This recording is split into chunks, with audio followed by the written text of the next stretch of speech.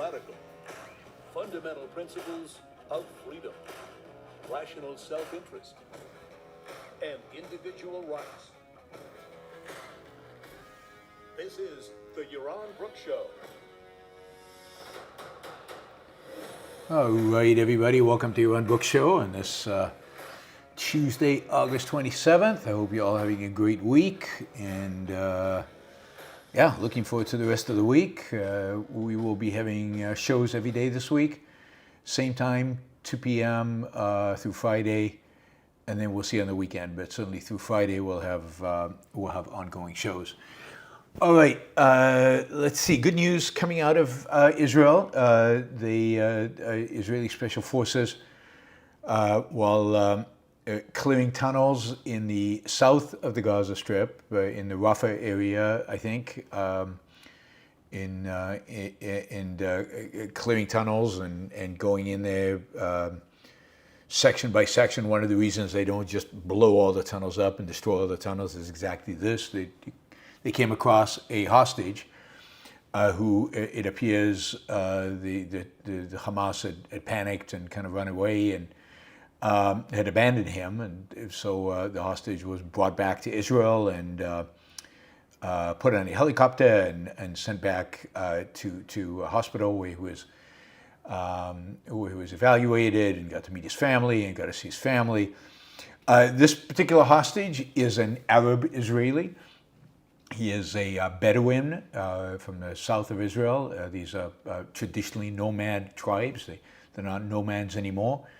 He was a security guard at one of the kibbutzim that was attacked on October 7th. He's been a hostage, a Hamas hostage since then. It just shows you that they are quite happy to take Arabs, if it serves their political, military, genocidal, horrific purpose. He is a father. He is a father to 11 children. 11, yes, you got that right. 52 years old, father to 11 children. I think 11 boys, actually. He's actually got 11 boys. There are pictures of him in the hospital surrounded by his sons and his brother, and quite an emotional scene. He received a phone call from Prime Minister Netanyahu. He got a chat with the commanding officers of the mission that ultimately rescued him. It sounds like the IDF had intelligence that there might be hostages in the tunnel. They did not know specifically that it was him. They did not know the specific location. He did mention that he had been with other hostages, that their condition was not very good, they really the Israeli military needs to needs to get them out as soon as possible. I found this comment on Twitter pretty powerful, so I'm going to read it to you. It's by Khalad Hassan, who is a former Egyptian, lives in the United Kingdom. He's an expert on Islamic terrorism and national security and foreign policy. And this is what he read. This is what he wrote. So this is from Twitter, Khaled Hassan. I have to admit, I'm absolutely furious the IDF rescued an Arab Muslim Bedouin, Qaid, that's his name, Qaid. I'm not angry they saved him. I'm absolutely thrilled for him and his family. He should be welcomed home and given a hero's welcome. But in the Arab world, except for the United Arab Emirates, only a high-ranking general or millionaire would receive the treatment Qaid received. If the Arab world treated us like this, I would have never left. That's why I am absolutely fuming. At a time when Jews treat a Muslim with such dignity, the Palestinian Authority and Hamas murder Palestinian activists who even whisper a few words of dissent. It tells you everything you need to know, doesn't it? Qaid was escorted like a VIP by soldiers who took him to a helicopter to transport him to a hospital for a medical examination by world-class healthcare professionals. He then received a phone call from the Jewish Prime Minister wishing him well and welcoming him home. I wish every Arab lived in the state of Israel. If they all were granted the rights and privileges of living in Israel, they would have been more Zionists than Herzl himself. I thought that was pretty good, and absolutely true. I mean, there's no question that an Arab Muslim living in Israel has more rights respected, is treated better than than an Arab in any Muslim country out there. And he makes an exception for the UAE. I'm not convinced that that's true, but okay, I'll take it.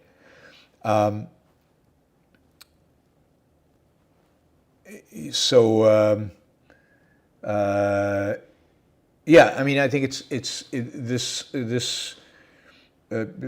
saving this particular hostage is super meaningful. The way he's being treated, the way he talked to the Prime Minister of Israel, Netanyahu. I mean, there was no Mr. President, Mr. This. The way somebody might, if you get a call from the President of the United States, it's Mr. This, Mr. It's all. I mean, he was like, "Hey, Bibi, so glad you called me. Please, come over to my. I'm inviting you to my home to have a meal with us." It was like, "Hey, Bibi." It wasn't even, Mr. Prime Minister or Mr. Netanyahu. So that's Israel, and that is the culture. It's a very informal culture. But yeah, it's heartening. Hopefully, this is the beginning of finding other hostages. It's the beginning of Israeli military rescuing them rather than cutting deals. Maybe the world is watching this. Maybe the Arab world is watching this, and maybe this will help with Israel's image out there in the world. Just think about how Hamas treats its own people, how the Palestinian Authority treats its own people, and here you have Israel treating the Arab population within it much better than any of these Arab countries treat their population. So good for the IDF. I'm glad they pulled it off. It was a successful mission. I hope there are many more to come, and they keep pulling them out, and they keep pulling them out alive. Let's hope that is indeed the case. All right, other than that, not much news vis-a-vis Israel. The tit for tat in the north continues, and I think the clearing operations in Gaza continue, where they keep evacuating neighborhoods, going in, trying to find hostages, destroying Hamas infrastructure, and the same in the areas where they already occupy. They're going through the tunnels. It's painstaking. You have to go meter by meter. It's slow. They don't want to shoot hostages. They want to try to capture the bad guys. So it's difficult work.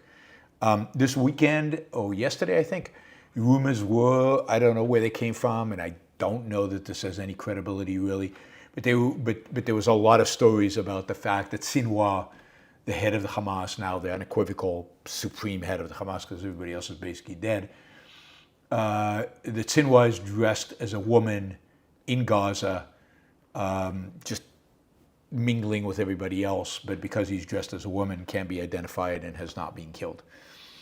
So hard to tell if that is true, but those are the rumors. Let me just thank Armin. Haven't seen Armin in a while, so really appreciate the support. Thank you, Armin. Thank you for being here, and $100 sticker. That is fantastic. So thank you. All right, let's talk about Zuckerberg. So today, I guess this letter is dated yesterday, but I think it was only released really today. We have a letter from Zuckerberg to Jim Jordan, the chairman of the Committee on the Judiciary, in the House of Representatives, Jim Jordan, a Republican congressman. And I think the letter is super interesting, and a lot is being made of the letter. And I thought it would be important that we go over it, we read it, and go over it. I think it's crucial to kind of debates about social media, censorship, the world of government, all of this. I think is crucial, and a lot of it comes across in the letter itself. One other thing I wanted, where is it?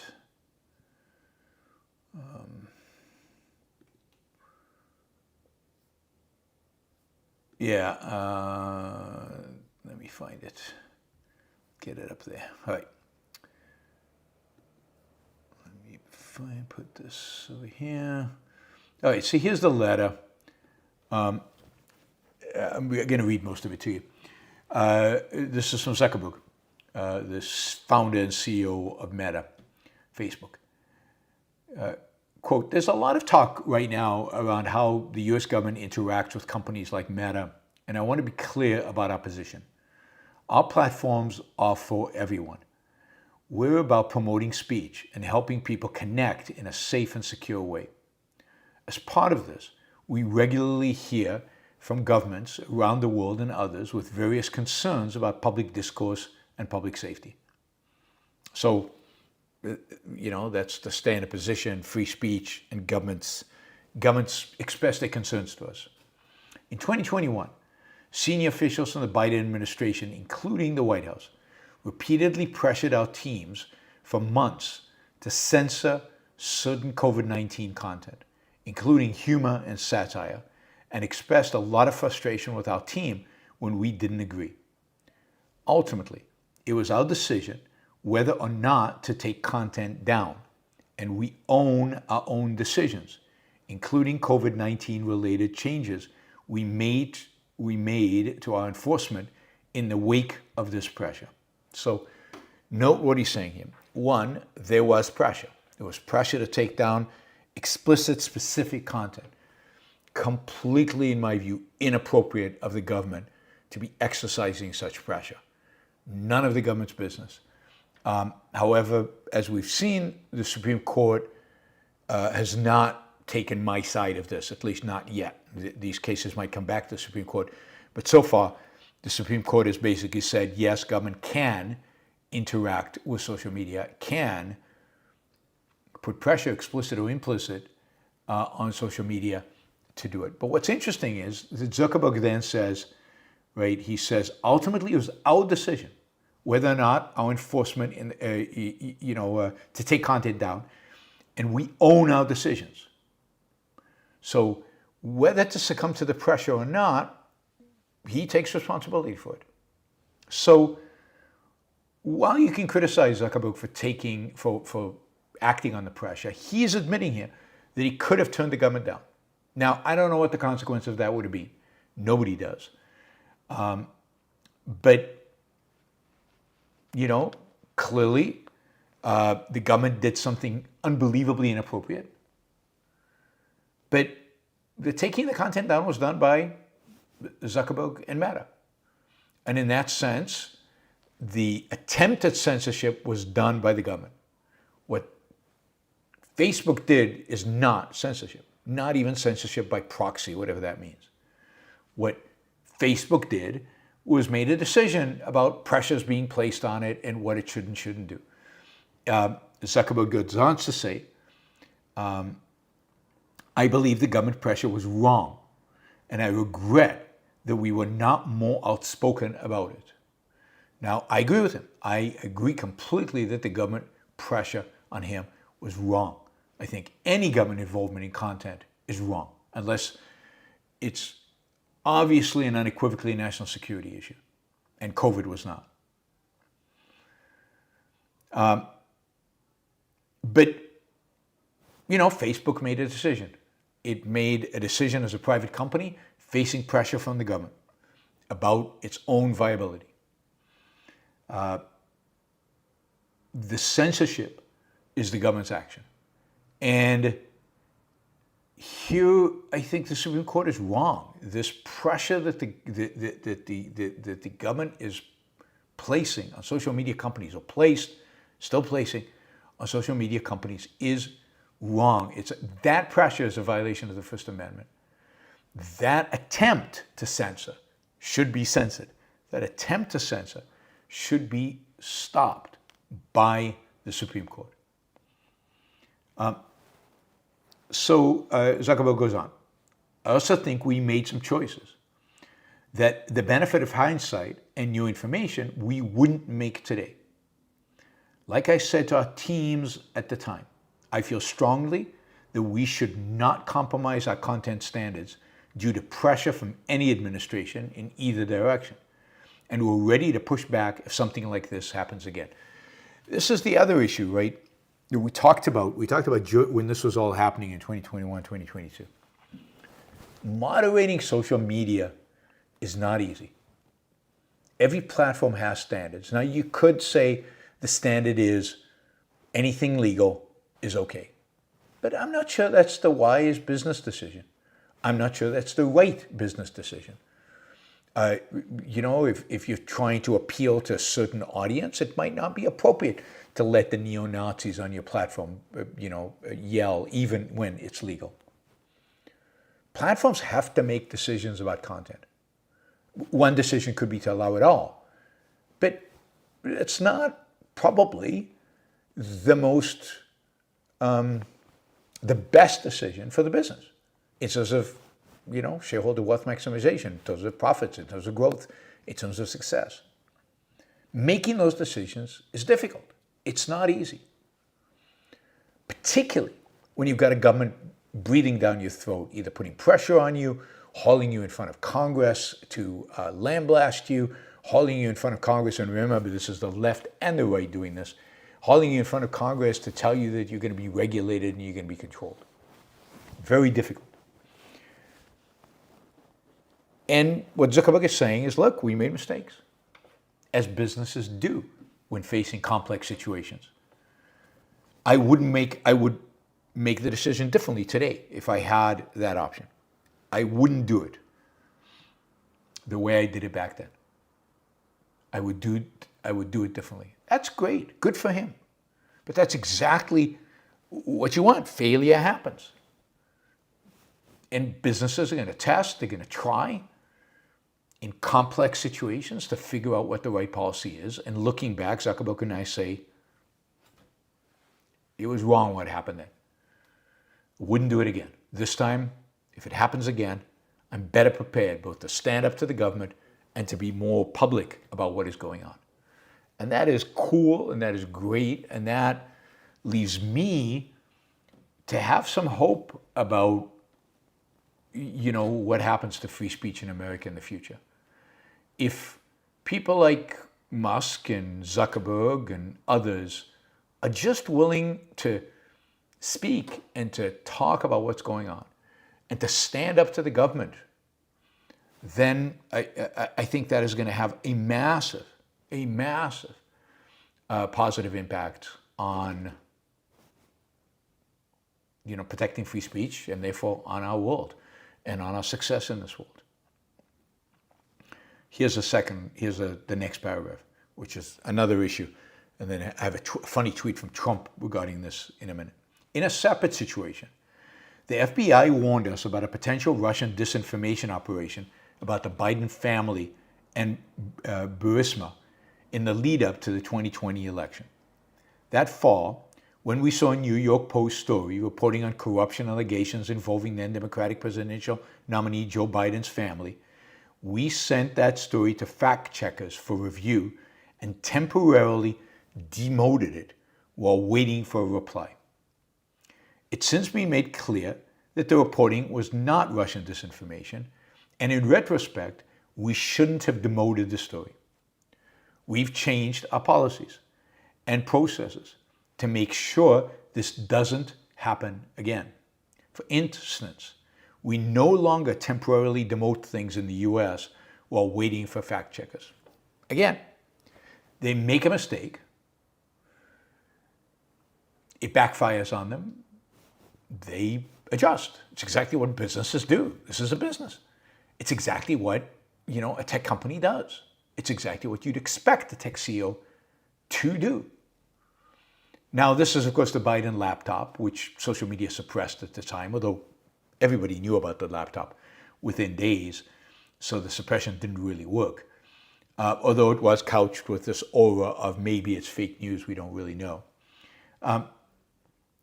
And he's saying here that, they again will not do it again, and they're not doing it again. So the story is not demoted. Well, it's at fact checkers. Yeah, I guess it gets demoted if the fact checkers say, "Oh no, this is a false story. This is a bad story. Not good."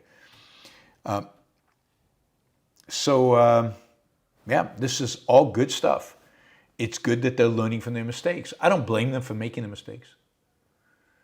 The mistakes, you try running a company. You try running a company this size. You try running a company this size with the kind of pressures that are constantly being put on a company like Meta. So good for Zuckerberg. Here's related to this last paragraph. Here's a tweet from Donald Trump. Or it's not a tweet, it's a truth, whatever they call it. Anyway, it's kind of funny. Trump says, Zuckerberg admits that the White House pushed to suppress Hunter Biden laptop story and much more. In other words, the 2020 presidential election was rigged. Fox News, New York Post, Representative Laura Lee, House Judiciary Committee, I'll read that again, and let's see if you can tell what's wrong with this. Zuckerberg admits that the White House pushed to suppress Hunter Biden's laptop story. In other words, the 2020 presidential election was rigged. What's the problem with that? What's the problem? This is a semi-intelligence test. All right, I see nobody's even attempting to answer the question. Nobody's attempting to answer the question. The problem with it is that who was in the White House in 2020? Who was in the White House when the Hunter Biden laptop story broke? 2020.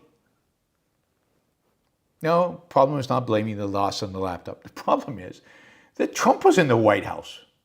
So basically Trump is saying, I'll rephrase what he wrote. Zuckerberg admits that the Trump White House pushed to suppress Hunter Biden's laptop story. Trump was in the White House in 2020, leading up to the election. He was, I know it's hard to believe, and it seems like a very long time ago, he was president of the United States. It was, if the White House asked Meta to suppress the story, as Donald Trump is saying, it means he, Donald Trump, asked them to suppress the story. Now, that's not what Trump means, the FBI, that's the deep state and all that stuff. But it's still funny that a 79-year-old candidate of the Republican Party is this confusing, right? This confused, this can misspeak like this, right? It's just, he's not completely there. And what's hilarious about this is, I thought that there was somebody who read his tweets before they went out, but maybe there never have been anybody reading the tweets before they go out. Maybe it really is him. All right, final paragraph of Zuckerberg's letter. Let's see if we can, enlarge it. Okay, apart from content moderation, I want to address the contributions I made during the last presidential cycle to support electoral infrastructure. This is how I present it. The idea here was to make sure local election jurisdictions across the country had the resources they needed to help people vote safely during a global pandemic. I made these contributions through the Chan Zuckerberg Initiative. They were designed to be nonpartisan, spread across urban, rural, and suburban communities. Still, despite the analysis I've been showing otherwise, I know that some people believe this work benefited one party over the other, the Democratic Party, in other words. My goal is to be neutral and not play a role one way or the another, or to even appear to be playing a role. So I don't plan on making a similar contribution this cycle. And I think what he's saying here is he plans to not make any political contributions this cycle. Not to Democrats and not to Republicans, and to appear and be as neutral as he possibly can. So I think, again, probably good. Certainly, I think his shareholders, I think his board of directors should be very happy about this. I don't think shareholders benefit when particular companies become affiliated and associated with particular political parties. So I think that is all good for shareholders, that's his job. His job is to make money for shareholders. All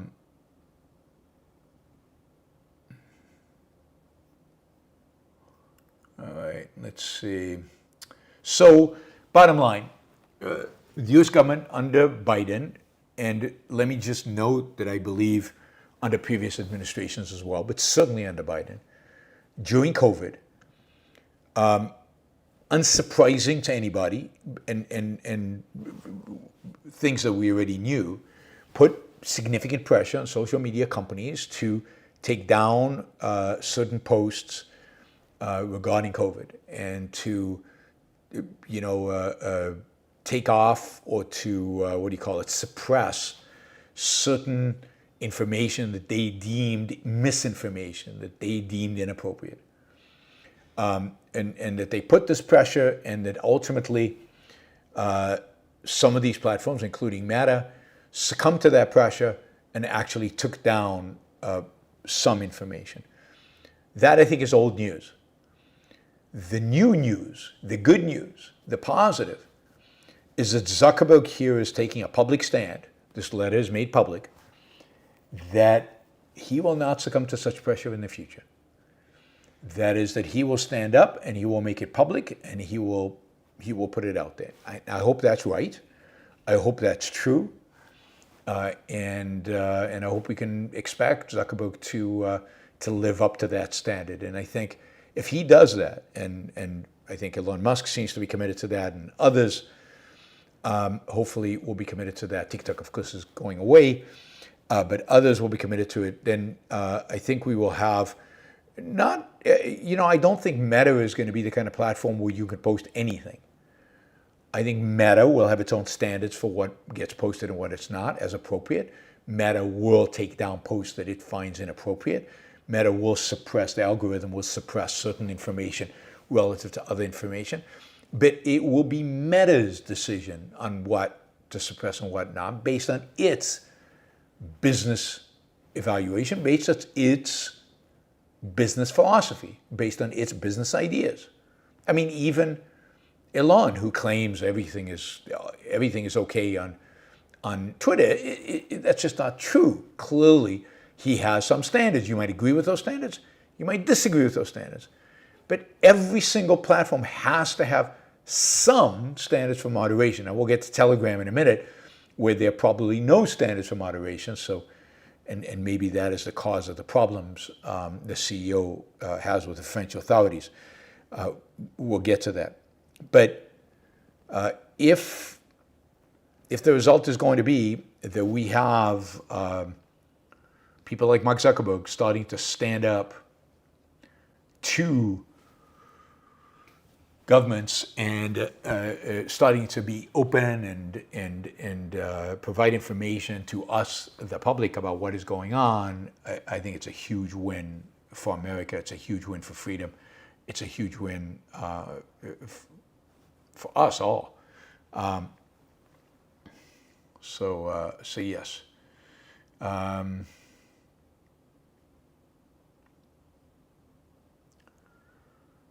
right. Let's see. Yeah, so let's talk a little bit about Telegram. This is a huge story.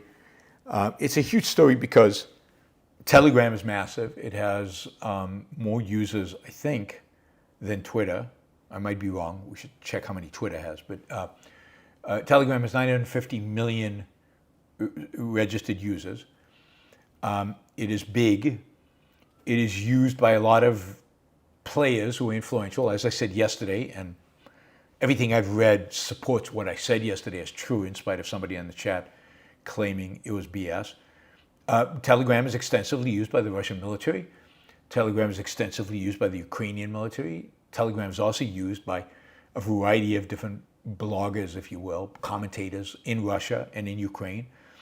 It is also extensively used in many other parts of the world, both as a source of information, like you follow people and you get streams of information from them, or as communities.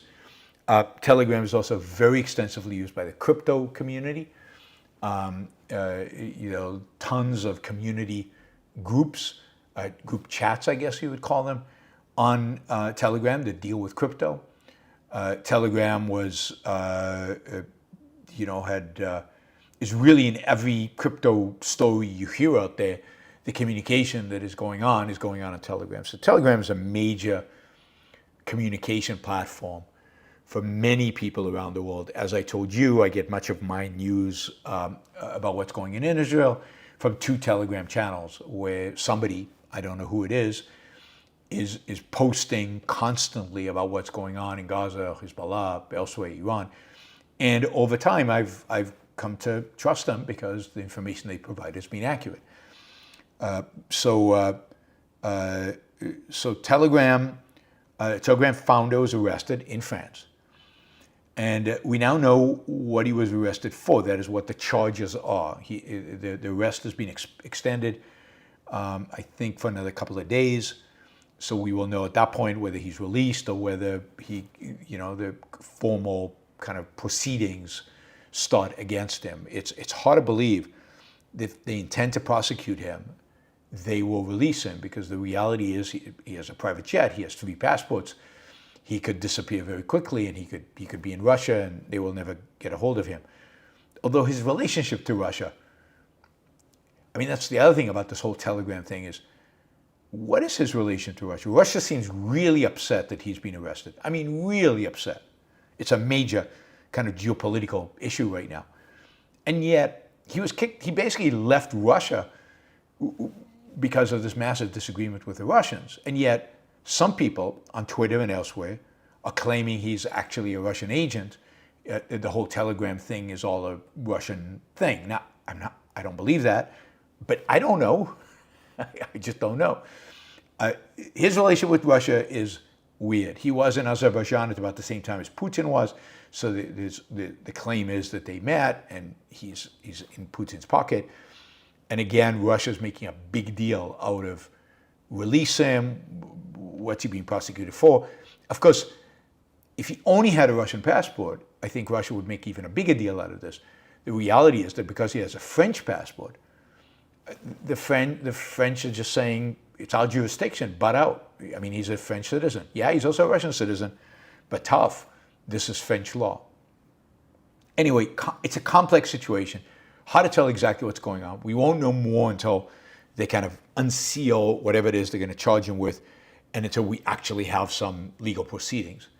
But so far, they have charged him with, here's what they are, charging with complicit to storing and distributing child pornography, facilitating drug trafficking, and facilitating organized fraud and other illegal transactions.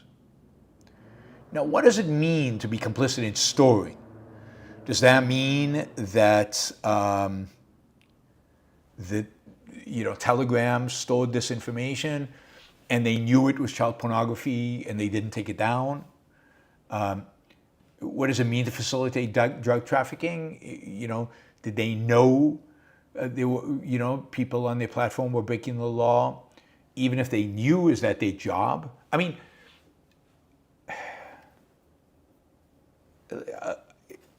here's the point, and then I'll get to more of it in a minute.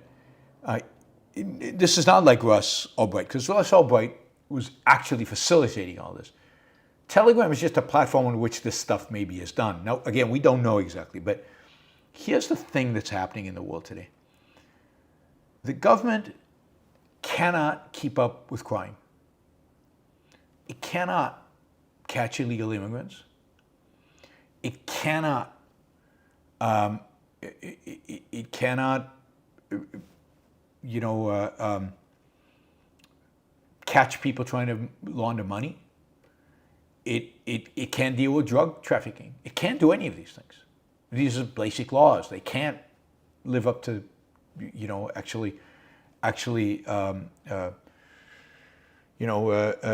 now, again, whether these laws are valid or not, put that aside, but the government they can't keep track. So what have they done over the last, I'd say, 30, 40 years? Over the last 30, 40 years, they have basically made it the responsibility of business to catch the crooks. So, for example, it's your responsibility as an employer to verify that somebody you hire is a legal resident in the United States. Why? Why should it be your responsibility? You're just hiring people. You're not the police. You're not part of the government. You're not in charge of enforcing the laws. I mean, it's a little similar to sales tax, where the government is asking businesses to collect taxes for it. One of my pet peeves about sales tax. Or banks. There's massive bank regulations that have to do with the bank identifying any, quote, suspicious activity and reporting it to the government. Any. If you go into the bank with a suitcase full of cash and deposit it in your checking account, I will guarantee to you there is absolutely no question that that day the bank will report that to the FBI or the Treasury Department, whoever is responsible for these things. There's no question. It's in the law. They have to do it. And they do. They're super vigilant about it. Why are they super vigilant? Because if they are not, they get charged with facilitating money laundering. If you actually are money laundering. So now banks have a problem because they also have privacy laws which say they're not allowed to disclose what you're doing with your bank account. But they are willing to overlook those because they're less likely to come under attack for those in favor of anything that you do in front of a teller that looks suspicious. They have to report it to the government. And depositing cash, by the way, particularly if it's like one-off, is super suspicious. It's like, what do you just do a drug deal? Is that it? That where you get the cash from? So, and now social media has to track down the terrorists, has to track down the drug dealers, has to track down the child porn or whatever.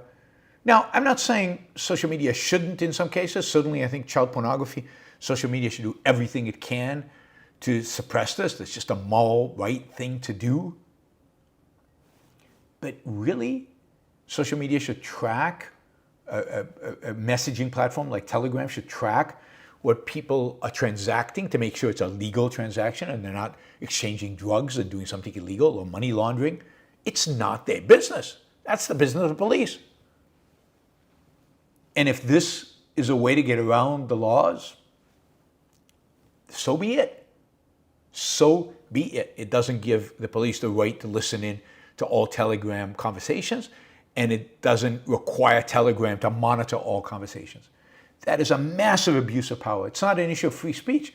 This is an issue of turning businessmen into enforcers of the law, asking businessmen to do things that are completely inappropriate for them to do. It's a violation of their rights to run their own business as they see fit. All right, so the first count, as we said, is distributing child pornography, facilitating drug trafficking, facilitating organized fraud, and other illegal transactions. That's claim number one. Second, the court claims that Telegram refuses to cooperate with law enforcement when they file a formal request for information or documents. And again, I can see this. So the Interpol or the French police might file with Telegram saying, could you give us information about these people and what they've been chatting about? And you could imagine Telegram saying, no, we're not going to do it, or ignoring it, or whatever. So again, we'll find out. It's very similar to, you remember when the government went to Apple with an iPhone? I think it was a terrorist iPhone. And they said, please override the encryption so we can get at what's in the iPhone. And Apple said, no, we don't do that. We don't do that. It's his iPhone. If you can break in, cool. We do not break into our own customers' iPhones, even if they're dead, even if they're terrorists. Not our job, not what we do. If we did that, all hell would break loose because our customers would be afraid that you, the police, would come to us every day and ask us to break into our iPhones, and we will not do it. We won't set that precedent. Good for Apple. Telegram probably did the same thing. Good for them. Third, the CEO faces several charges related to Telegram's cryptographic features, as they haven't been formally declared or certified by French authorities. These are probably minor offenses, but imagine that you have to have your cryptography certified by a French bureaucrat. Fourth, Durov is accused of taking part in a, quote, criminal association with a view to commit a crime or an offense punishable by 5 or more years of imprisonment, as well as being accused of money laundering. So those are the accusations. Again, a lot of this has to do with how they do their moderation, what they keep track of, what they take down, what they don't take down. Telegram has 950 million monthly active users and very little moderation. Very little moderation. Indeed, in an interview that Durov, the CEO of Telegram, did with Tucker Carlson, he mentioned that he has only 30 engineers working on the social app. 950 million active users, 30 engineers. Not a lot of moderation is going on. So, that's where we are. Now, it's important to note, because there's a lot of misinformation about this. Durov was arrested due to a criminal investigation by the French authorities. Now, whether you think the criminal investigation is valid or not is important, but he was not arrested related to the European Union's Digital Services Act or other tech-specific regulations. This has to do with money laundering and things like that, and fraud and things like that are happening on his platform. If you violate the online governance rules, you don't get arrested, right? You get sued, there's a whole process, there's whole proceedings, but you don't get arrested the way he was by French police. Macron has also claimed that, on record, that Durov's arrest is not political. It doesn't have to do with Russia or anything else. Who knows if that's true? Again, the whole Russia connection is very weird, mysterious, and hard to really figure out. All right, since we're on Macron, let's just do this one other story about Macron while we're on it. And that is that, Macron, you remember we talked about this, he called for an election, he called for an early election, right after Marine Le Pen's political party basically trounced his party in the European elections for the European Parliament. In the election he called, his party actually came in third. The left-wing party came in as number 1, and the right-wing party, I think, came in as number 2, and Macron is number 3. I think that's right. Anyway, none of the 3 major parties has anywhere near enough votes to form an actual government that could stand, let's say, a no-confidence vote. This is a parliament, right? Traditionally, the president of France asks the party that got the most votes or the most representatives to try to form a government, and that would be the left. The left has indeed proposed a government. They proposed a prime minister. They've chosen somebody who's relatively a technocrat. And Macron has basically said, no, I will not have a government formed that includes the far left. That is unacceptable. I will not allow it. He can't form a government because he doesn't have the votes. And Marine Le Pen can't form a government because she doesn't have the votes. Yesterday, Macron met with Marine Le Pen. There was some rumors on Twitter that he was going to team up with Le Pen's party and form a coalition government with them. I don't think that's happening. I think those are false rumors. I'm not sure who spread them, but they were false. I think that's misinformation. But it's a stalemate in France. I don't know if what he does is call another election. I don't know if France continues without a government, what happens. It's somewhat unprecedented, as far as I know, in modern French history. It's going to be really interesting to see how this all plays out. But that just a little bit more on Macron and France and the trouble he got himself into, basically by calling for this election. He had a majority in the parliament. He had a government. He was functioning fine. But he felt like his legitimacy was called into question because Le Pen won the European election and that he wouldn't be able to get anything done. So he called this election, which basically, made him illegitimate because he lost. Made his government illegitimate, so he lost. So I'm not sure where he goes from here. I have no idea. All right, let's see. We've got a few other stories. How are we doing in time? We're doing good on time. Okay, this one is a Trump story. So we talked about this yesterday, about the anniversary of the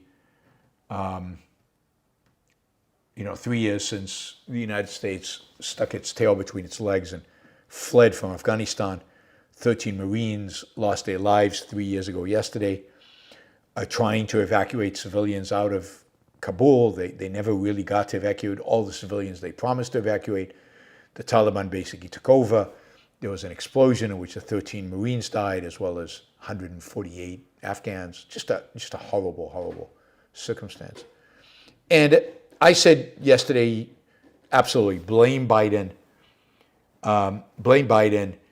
It's his fault. This was horrific how it was done. The military screwed up. Biden screwed up. It was terrible. But I also said, don't forget, first of all, that the whole war in Afghanistan needs to be evaluated, and we need to lay the blame for the whole war at the responsible people's feet. But also I said that you cannot understand what happened 3 years ago in Afghanistan without understanding the deal that Trump made with the Taliban. The fact that Trump, president at the time, signed a deal with the Taliban, that was a, quote, peace deal. By the way, that deal included the release of 5,000 of the worst Taliban fighters by the Afghan government. 5,000 fighters that then helped the Taliban destroy the Afghan government and take over Kabul and Afghanistan. Anyway, I said this yesterday, and today I found a story that basically somebody else is saying the same thing. That's always good when somebody else, and in this case, the somebody else is General H.R. MacMaster, who, for a variety of reasons, I don't have a lot of respect for.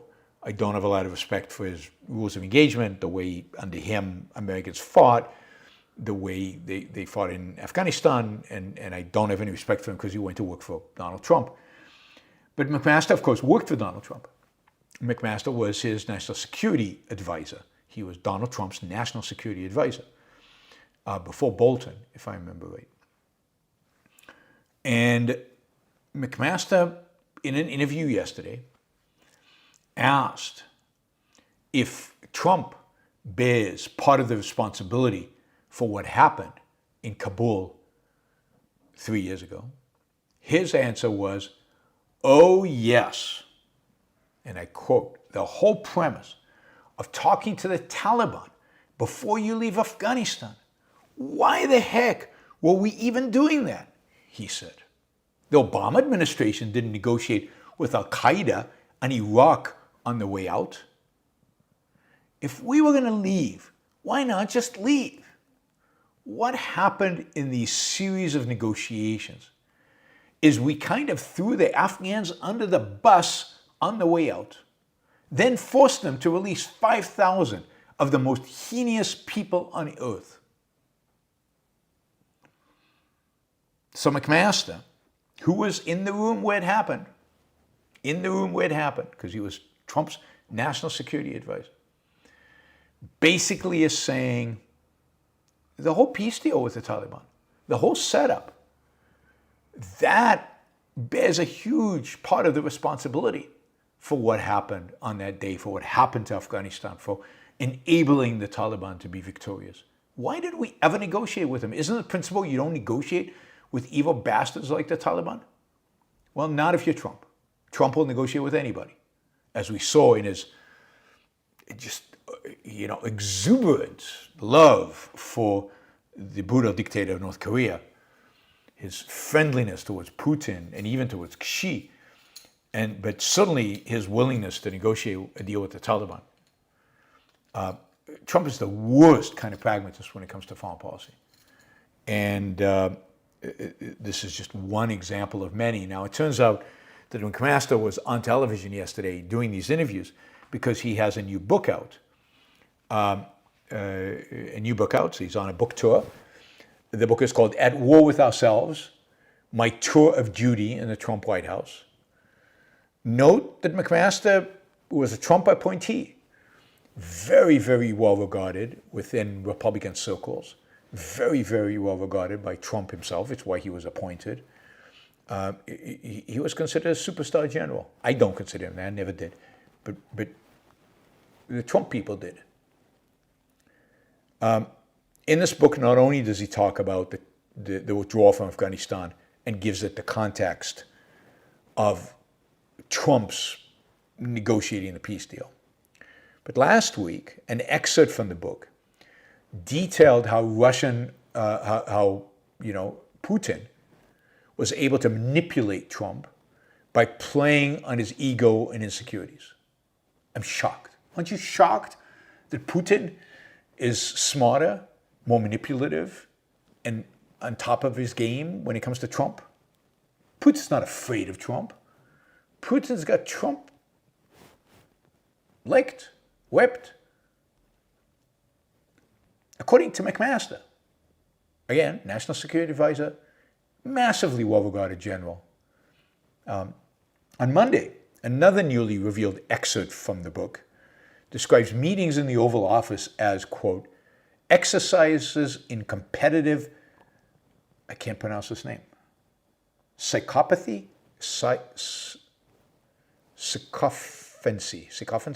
I don't know, where Trump made particular outlandish suggestions, including one instance in which he asked, why don't we just bomb the drugs in regard to narcotics in Mexico? So anyway, this is not going to be a friendly book to Trump. And what is interesting is that MacMaster, of course, is not alone. We've got Trump's other national security advisor, John Bolton, who wrote In the Room Where It Happens, which was scathing with regard to Trump's handling of national security and foreign policy issues, and basically thought Trump was borderline treasonous in the way he handled national security issues. Again, John Bolton, who before he was appointed by Trump was a hero of conservatives, a hero of the right, somebody Trump claimed to have admired, and yet is scathing in terms of his views on Trump. And you've also got, I think, the one who's the most quiet. You've got Kelly, who said basically that Trump is not qualified to be president of the United States, who is also, was he the national security advisor or the chief of staff? but also another military commander. And then you got Mathis, who had scathing things to say about Trump.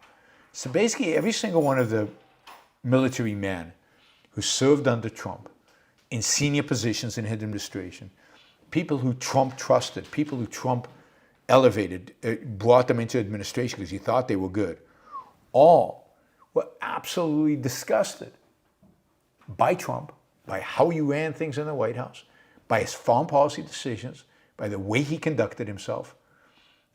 Every single one of them has repudiated Trump after leaving their positions. And most of them left their positions sycophancy, thank you, sycophancy. Every one of them left their positions, resigned, although Trump claims he fired them. I mean, the fact that every single person in a national security position, foreign policy position, the one role the president has that has the most impact, in a sense, because he doesn't have to get Congress's approval for stuff. The fact that in every one of those cases, people who had those positions under Trump, all,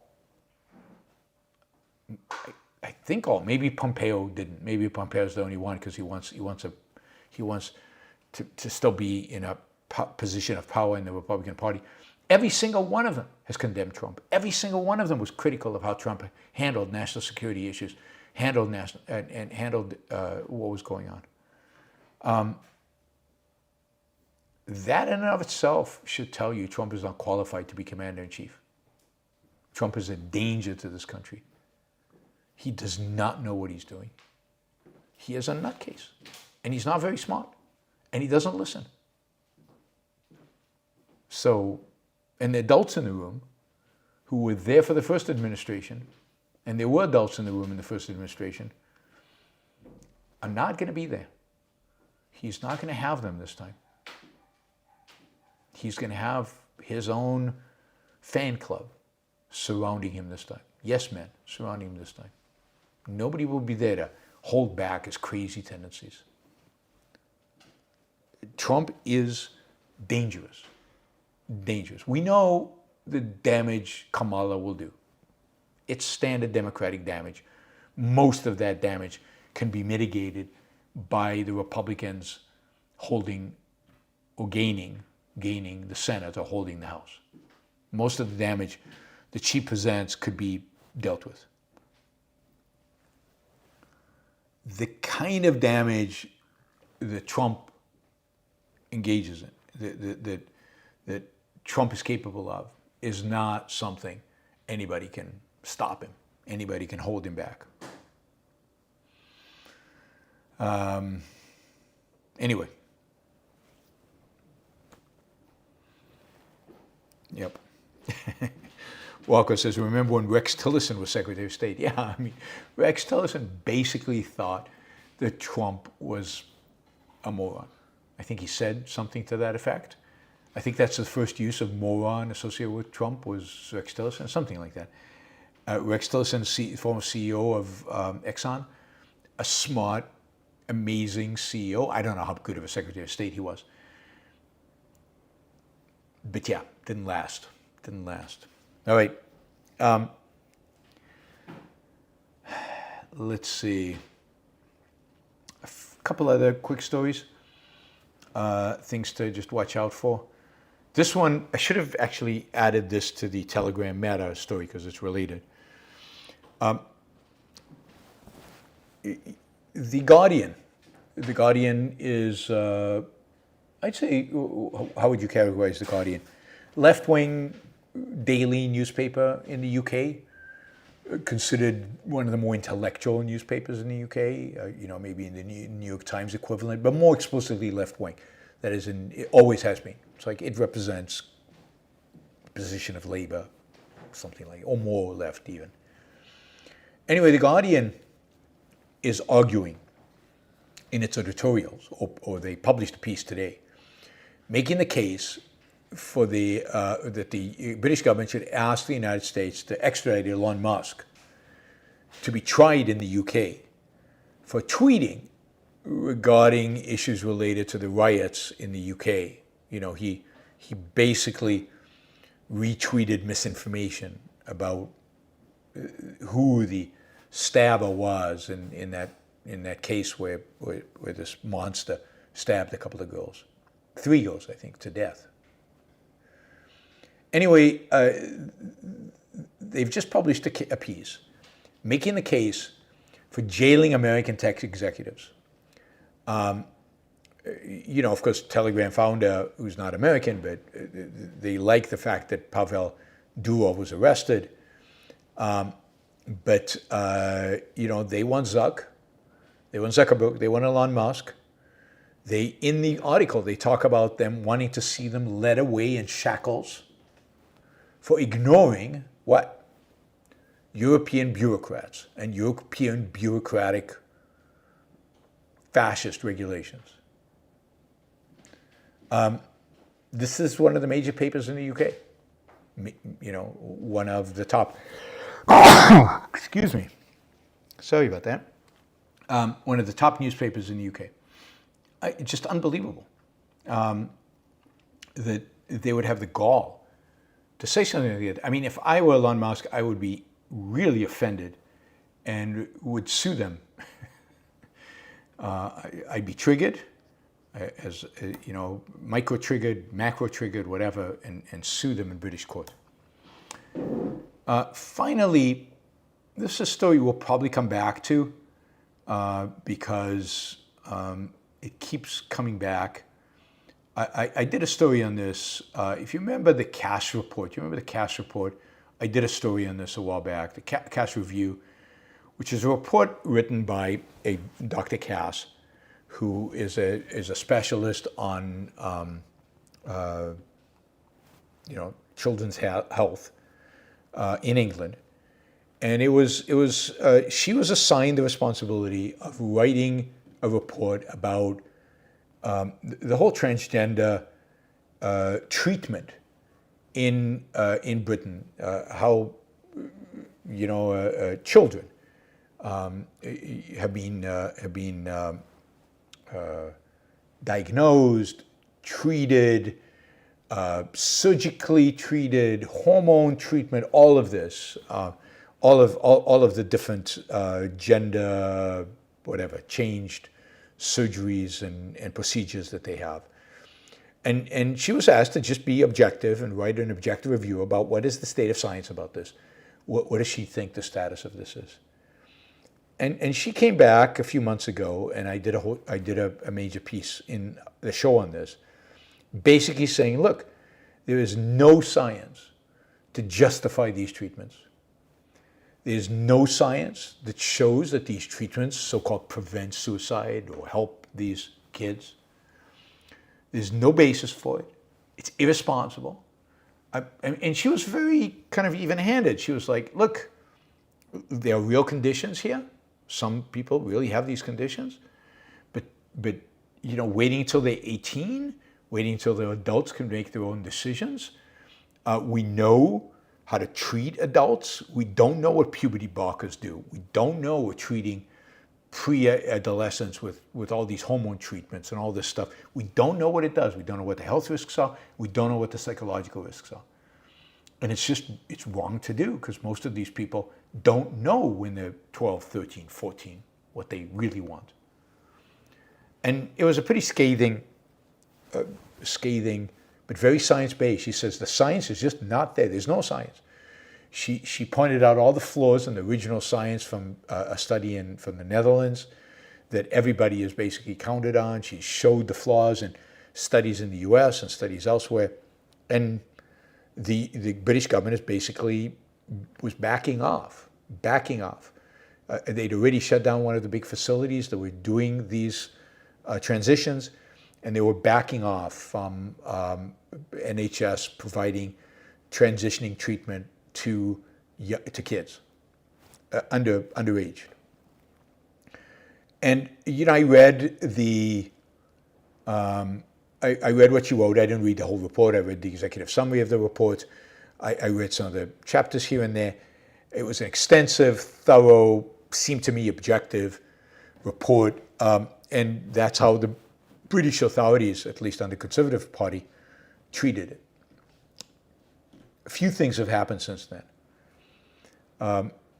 Yale University, some researchers at Yale University have written a scathing article criticizing the Cass report, for its conclusions and telling them it's all wrong. So America is standing by, American medical associations, Yale, whoever at Yale does this kind of stuff, others are standing by the old recommendations regarding transitioning and standing by the pseudoscience, or what seems to be pseudoscience, of the benefits of transitioning and the benefits of treating children very young, very early, for this gender dysphoria, or whatever they call it. And, that report now by Yale is being criticized, but it seems like this Cass report in England had a lot of impact in England, but is having very little impact in the United States. So that's one thing to point out. Second, and I just read this today, the British Medical Association has announced that it is opposing the Cass report, the Cass review, and is siding with the whole transitioning in the clinics and all of that. It's just unbelievable. I mean, and non-objective, and from what I can tell, not science-based. And it looks like a number of doctors agreeing. It sounds like, it looks like there's a real doctors' revolt. Hundreds of doctors have threatened to leave the union. Some have already done so, walked out of the union, handed back their union cards or whatever. And they're claiming that the British Medical Association is being taken over by an ideological-driven vocal minority, and that it doesn't represent the true views of doctors, which they think the Cass report does. And again, Cass was unbelievably understanding. I mean, one of the things she did in the report was she went out of her way to interview dozens of people who transitioned, teenagers who transitioned, later in life, all different stages, people who regretted it, people who didn't regret it. She did, as far as anybody can tell, an incredibly thorough job. It's good to see doctors rebelling. It's disgusting to see the British Medical Association take this stance. These issues regarding trans are not simple, but given the state of knowledge today, I think it's pretty clear that while psychological treatment is appropriate for young kids who have this gender dysphoria, treating them medically is voodoo science.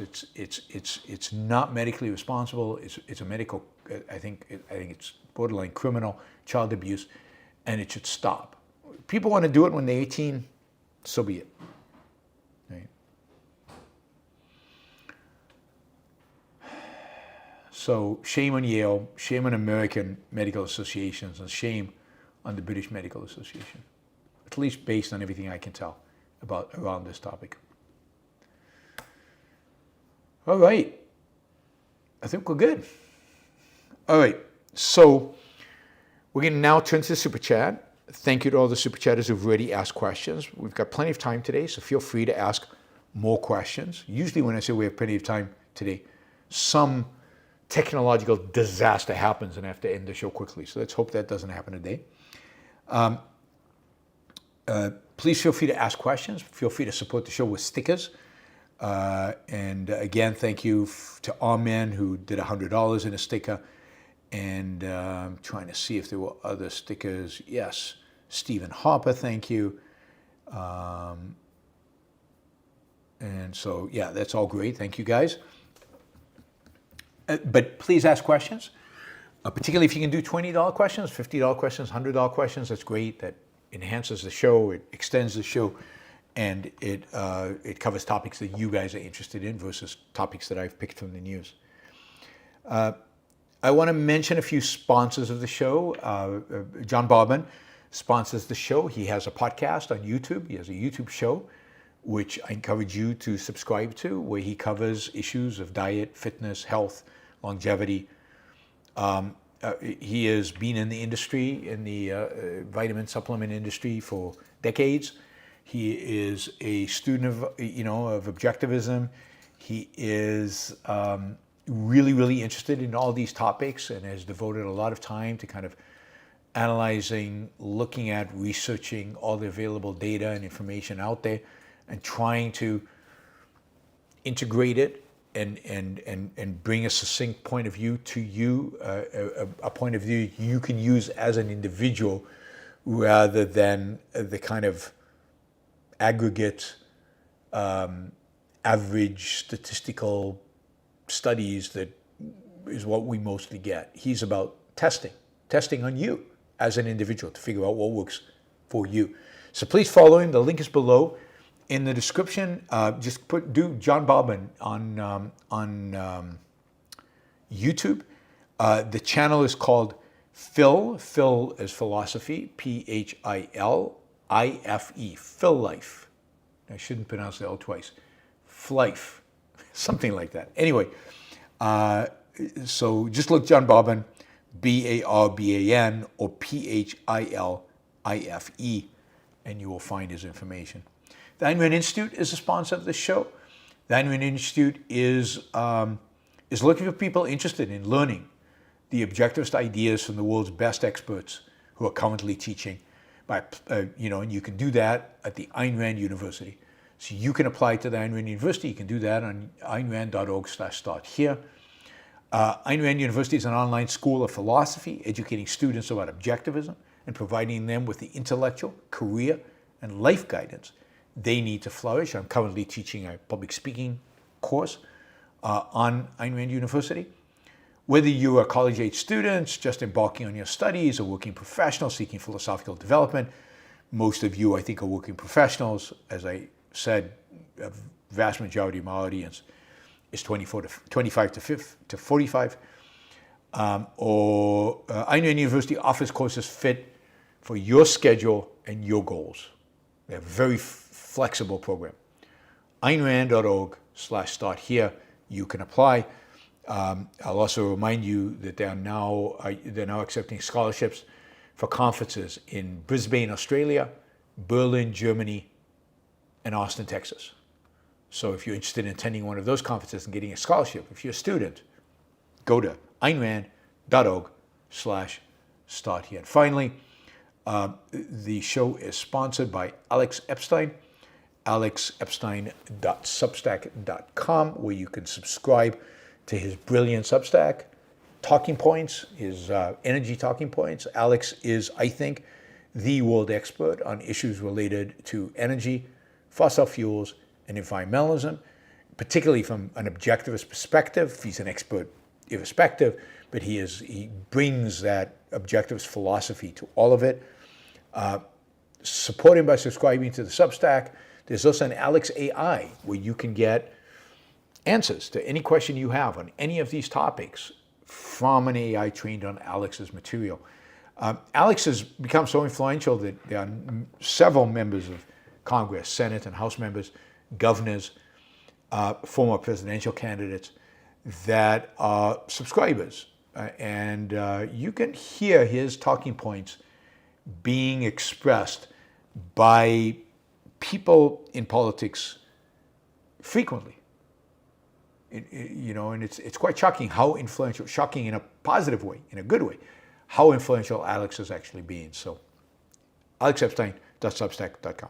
All right, let's go to the super chats.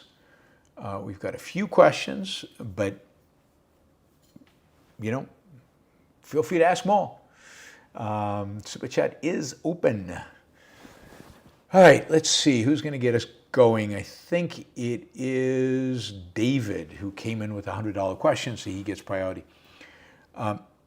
David says, reading the biography of Churchill, and it seems like a grave error to have given so much support to Soviets, especially after 1944, when the war was essentially won by the Allies? Was altruism the main reason? I think that's a good question. I don't know if altruism was the main reason, but certainly I think it was a mistake to give the Soviets any help at any point in time during the war. Ayn Rand was very opposed to the Allies benefiting and helping the Soviets. She thought it was a huge mistake. She thought, why not let the Soviets and the Nazis fight it out and exhaust each other? Why not provide the Soviets with no help? You know, if Hitler takes Moscow, so what? You know, what harm is that? If anything, it bogs him down. It stretches his supply lines. It forces him into be in Russia in winter. I mean, all the things we know that you know, destroyed Napoleon's campaign would have happened in this campaign. So Ayn Rand was very much adamant that the United States should never have supported the Soviet Union in any way and just let the Nazis and the Soviets hash it out. I tend to agree with her. I don't see any value here. I don't know what would have happened, how long the war would have lasted. I don't know if Pearl Harbor happens exactly the way it happens. I don't know when America joins the war. The alternative history piece is not something I can speculate on, but I do suspect that by the time the United States enters, the Nazis would be even weaker than they already were because of their, you know, them having to deal with the Soviets. And having to deal maybe with a weaker Soviet Union, but that will have only made Hitler's commitment to the East more solid, and you know, and again, kept those forces away from the Western Front. If a Western Front, you know, if to the extent that, yeah, again, hard to tell exactly how it would have evolved, but I think it's a huge mistake to have helped the Soviets. And of course, even if you could say the war became shorter, yeah, but then you ended up enslaving, I don't know, a couple of 100 million people, 100 million people in Eastern Europe and in Russia, that if the war would have gone differently, would have never been under the Soviet boot, if you will. Was this altruism? I think it was to some extent, and even sympathy. Look, FDR, who clearly led the effort on the part of the Allies, and who was the main negotiating partner with Stalin, although Churchill supported helping the USSR early in the war. He stopped supporting it at the end of the war, but he was a supporter of the Soviet Union early in the war.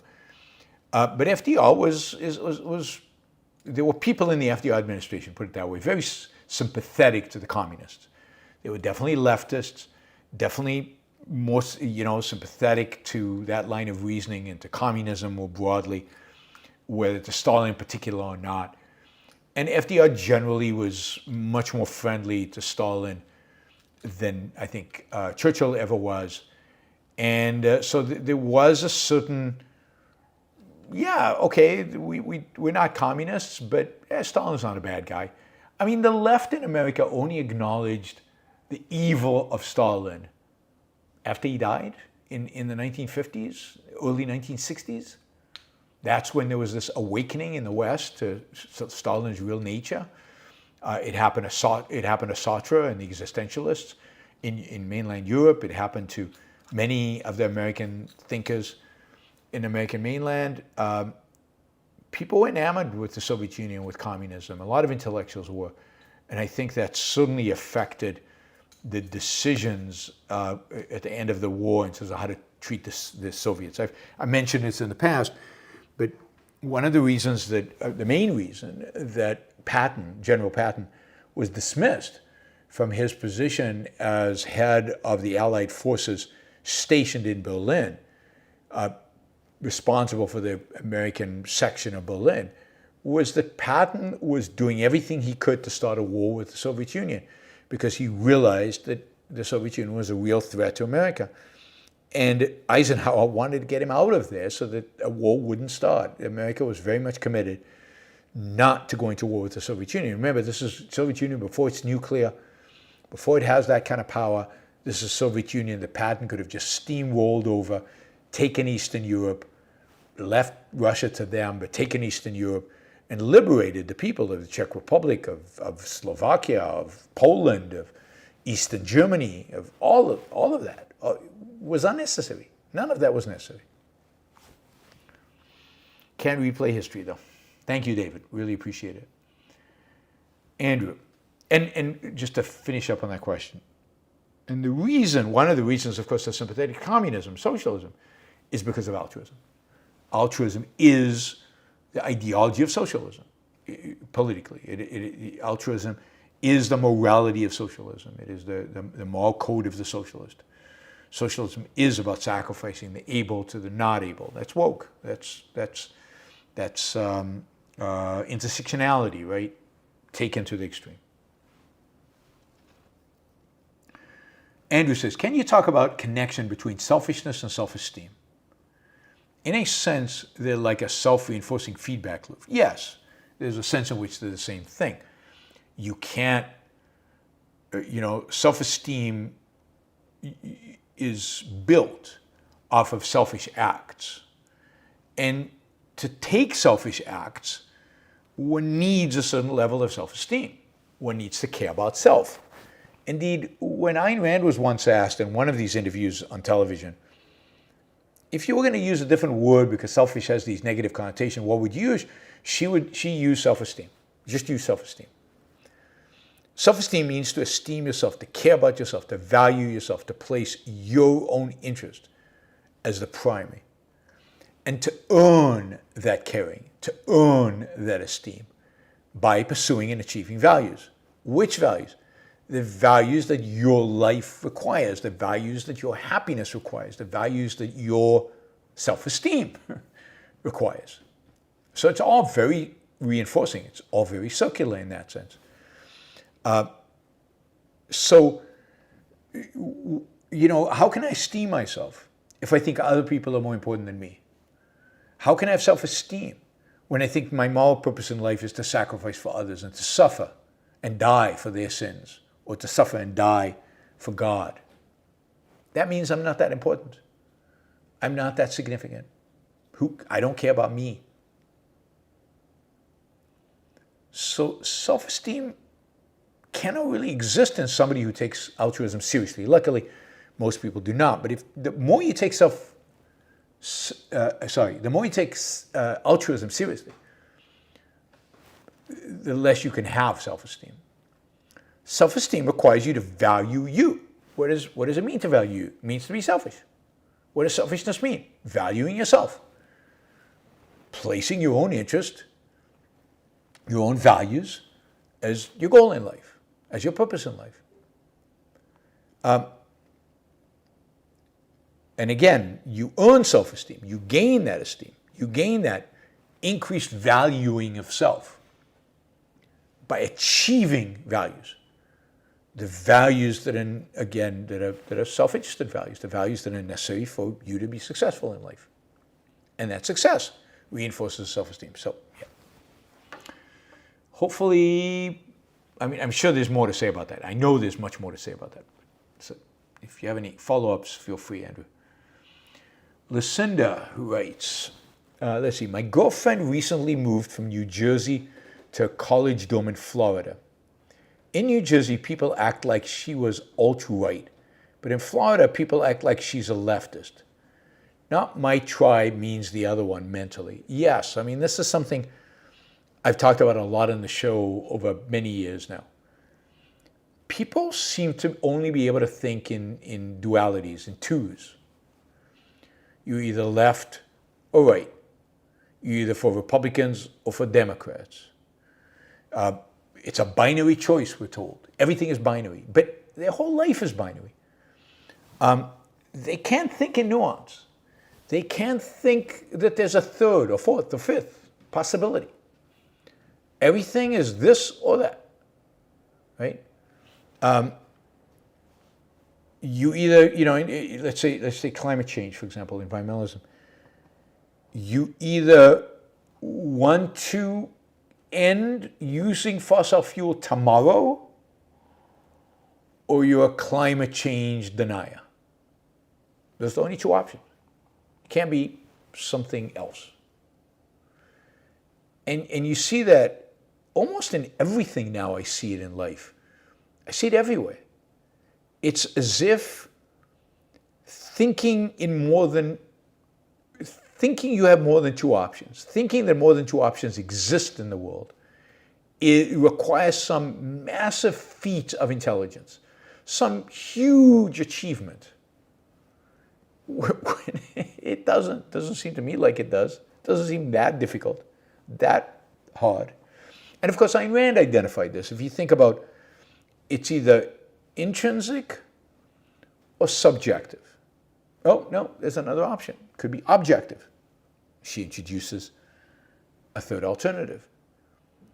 You can either be a socialist or a fascist. No, there's a third alternative, a capitalist. You can be either for sacrificing to others or having others sacrifice to you. No, there's another alternative. Neither sacrifice to others nor sacrifice others to me. Be truly self-interested. Nobody in all of the history of thought came up with that third alternative. Certainly not since the birth of Christianity. Again, over and over again, you get these false dichotomies, these false alternatives, where the truth lies somewhere else. Not in the integration of the two, not in some, a golden mean, as Aristotle would put it, but in something different. Something different. People have had a really hard time, and it's not just anybody. Philosophers throughout history have had a hard time. They've tried to cram everything into these two buckets, these two options in different categories, different ways. So yeah, sorry your girlfriend is having such a hard time fitting in ideologically, at least. Andrew, are both the concepts of misinformation and disinformation valid? If so, is the way the culture deals with misinformation and disinformation rational? All right, so let's think about it. What does misinformation mean? To misinform versus to disinform? God, I don't know. I mean, they seem valid to me. People are saying things that are wrong and presenting it as information, as data, as news, as reality. That seems to be misinformation or disinformation. I don't know. I can't differentiate right now between the two. Maybe you can help me. So it's, definitely the case is that the phenomena exists. People lie all the time. I mean, our politicians provide us with massive amounts of misinformation. So does the media. So do Russian bots, right? All this is a reality. It exists. Now, I think the culture tries to deal with it rationally. Now, whether it does or not is a question, but it certainly is trying. What does that mean that it's trying? And we have a number of organizations being set up to fact check.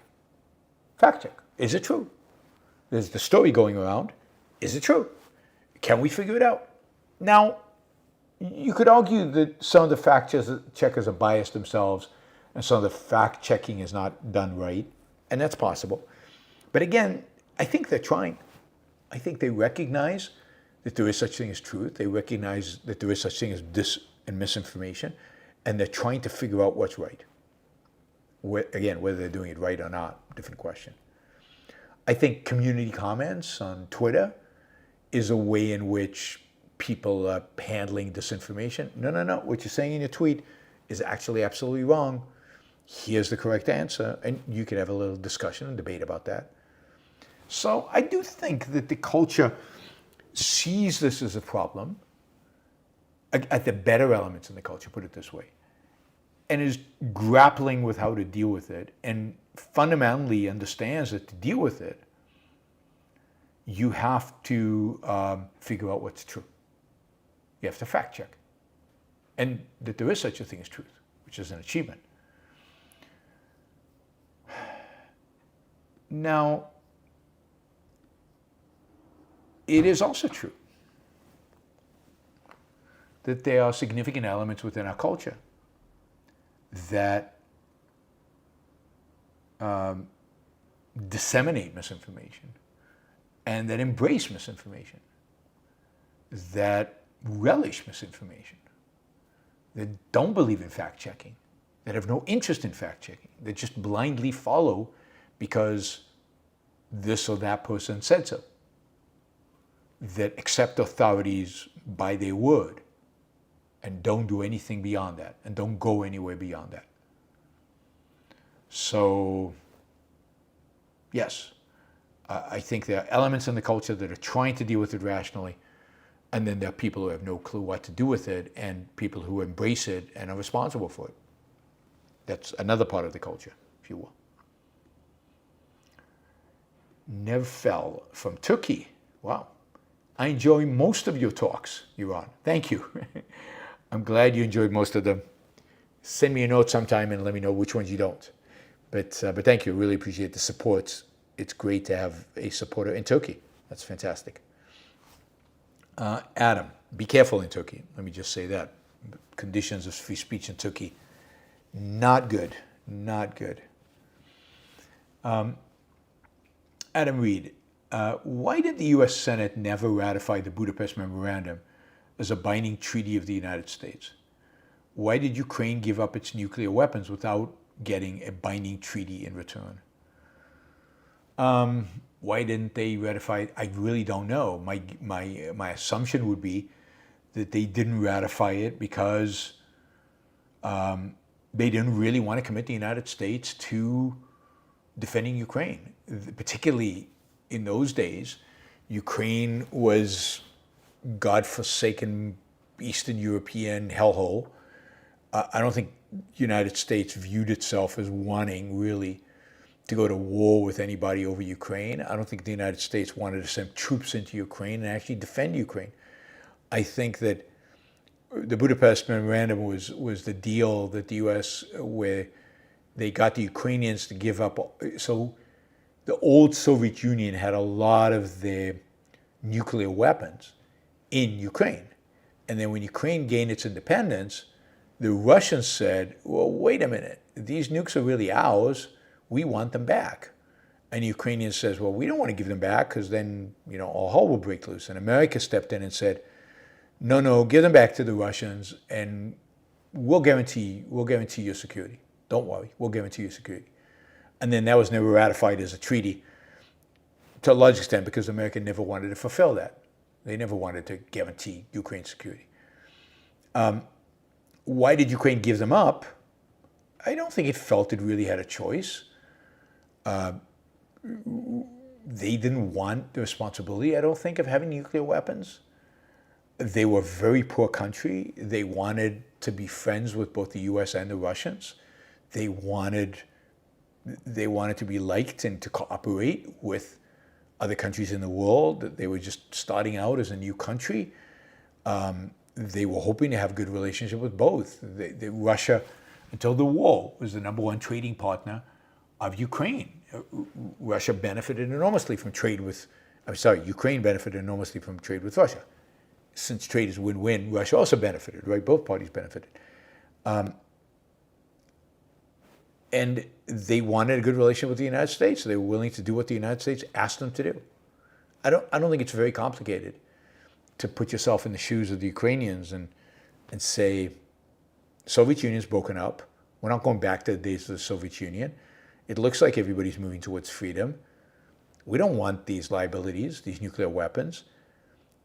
We want a good relationship with Russia, and Russia wants these nukes. And America also, this was all done in the context, this is important, of Russia and the United States agreeing to decommission a lot of the nuclear weapons. If you look at the number of nuclear weapons Russia and the United States had, it peaked somewhere in the early 90s and then declines dramatically because of the different nuclear proliferation agreements that the United States and Russia signed, and there was a huge amount of decommissioned nuclear. And a lot of what was decommissioned are the missiles that were probably in Ukraine. These are old missiles. And the Ukrainians didn't want to have to deal with that. So I think Russia is withdrawing from that treaty, so they will not be bound by that anymore. But the number of nukes that Russia has today, as many, they have a lot, is way, way, way below. Maybe it's, I can't remember the number, I'm not going to say, way below what it was in the early 90s, late 80s, early 90s. And I think everybody wanted to get rid of those nukes. They were old, dangerous, too many. I mean, you had mutual assured destruction many times over, so you didn't need that many. And the United States decommissioned a bunch of nuclear weapons as well as a consequence. So I think it was all part of that. It was all, that was the atmosphere in the early 90s, was we're moving away from nuclear weapons. Mary Aline, do doctors who don't support the Cass report see individual people and individual lives? What do you think motivates them? They support the destruction of lives and happiness. It has nothing to do with tolerance or bigotry. I mean, I don't know. It's hard to psychologically tell what these doctors think. I think some of them have convinced themselves that that they are actually enhancing lives and happiness, that these wishes that these children have are real and should be respected. There is a whole postmodernist philosophical trend that says children know what they want. They know just as much as they want as adults do. What's the difference? Since reason is incompetent, children can emote just as well as adults can. So children know what they want. And I think they've rationalized and they've convinced themselves. I don't think most of them are just eager to destroy and are just sadists. I think for a variety of reasons, maybe partially to fit in, partially because they make money at it, although in England, this is all paid for by the NHS, so they're not making a lot of money, to be politically correct. Or maybe they've just convinced themselves in one way or the other that this is the right thing to do. In America, there is the profit motive. Some of them are driven by just the desire to make money, which means, the more of these operations, the more of these procedures they do, the more money they get. And maybe there's a certain nihilism there, a certain hatred there, and destructiveness there. But think about the parents. I don't think parents that are allowing these procedures to be done they're not nihilistic, they're not hateful, they're confused. Some of them are very confused. And some of these kids are pretty adamant that this is what they want. And these are real issues and real problems. And sadly, the field of psychology is still too young to know exactly how to treat all of them and how to handle all of them and to be successful in treating them. And again, some of these problems are going to last into adulthood, and some of these people will transition when they're adult. And so be it. I mean, it's sad for them. It doesn't affect my life, doesn't affect your life. It affects them, though. Enric, thank you for the support. Thanks for the sticker. Oh, by the way, those of you who want to support the show on a monthly basis, please do so on Patreon or on PayPal. You can go to yaronbrookshow.com/membership. That's PayPal, or you can go to Patreon, just type in Yaron Brook Show.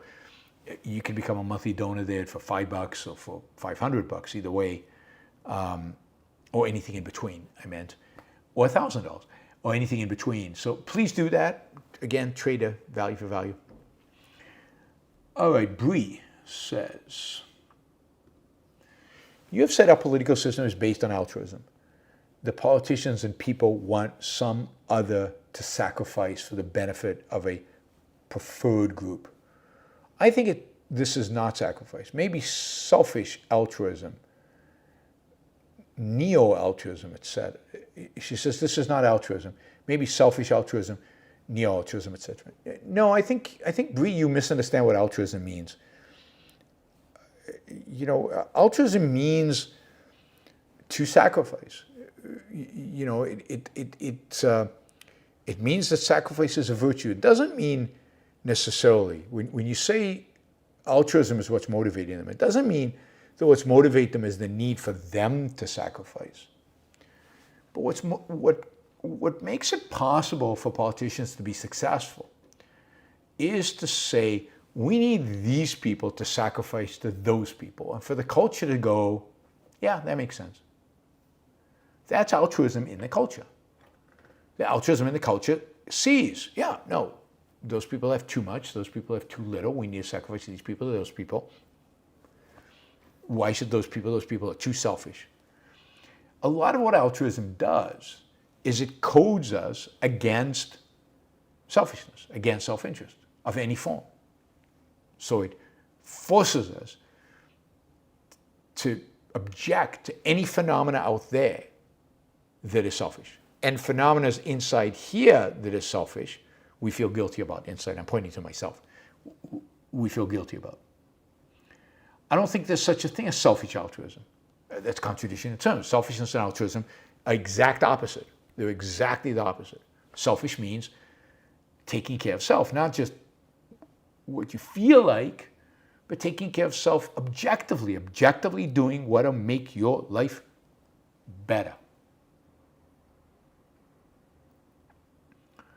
And I don't think there's such a thing as neo-altruism. I mean, there's new applications of altruism, there are new spins on altruism, there's new rationalizations for altruism, but altruism is altruism, the belief that individuals should not pursue their own self-interest, that they should live and be willing to sacrifice for the other.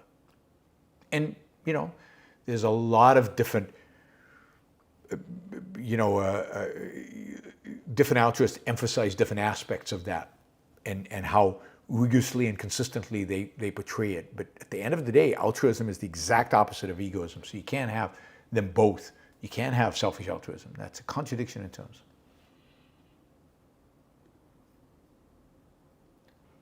So appeasing your power lust is not selfish.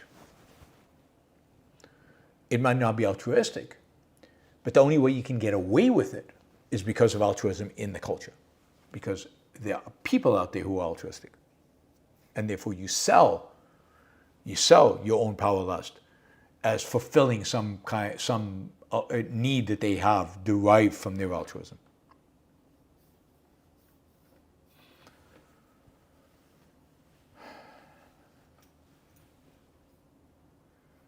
Okay. Let's see.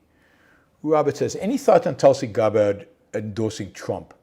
I find it disheartening that she and Nikki Hayley, both women I'd have voted for in a heartbeat, have endorsed him. Harris must be far worse than I thought. Yeah, I mean, I don't know, Robert, why you would ever vote for Tulsi Gabbard. I've never liked her, never respected her. I would never vote for her.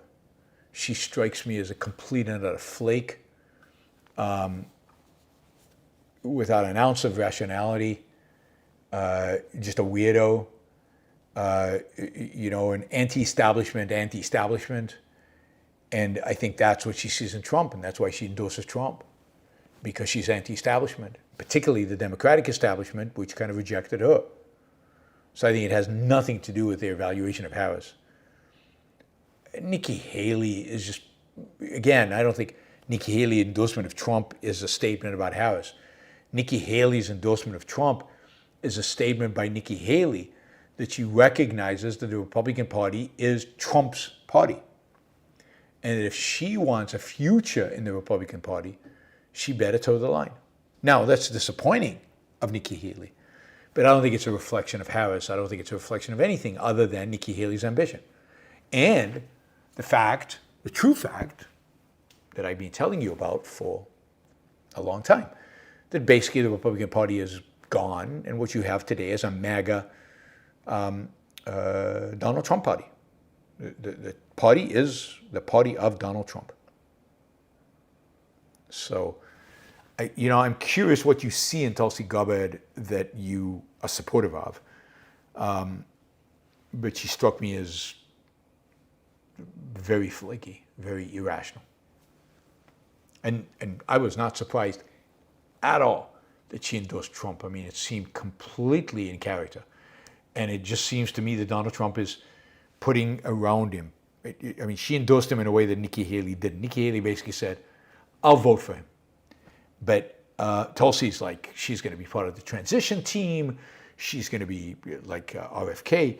I mean, it just seems to me like Trump is putting together the wacko team, the crazy super team, the RFK and Tucker Carlson and Tulsi Gabbard and a bunch of other crazies. And they're the cool crazies. They're the anti-establishment crazies. They're the anti-vax crazies. I don't know, however you want to call it. Boynes Pacer, what is your opinion of factory farming?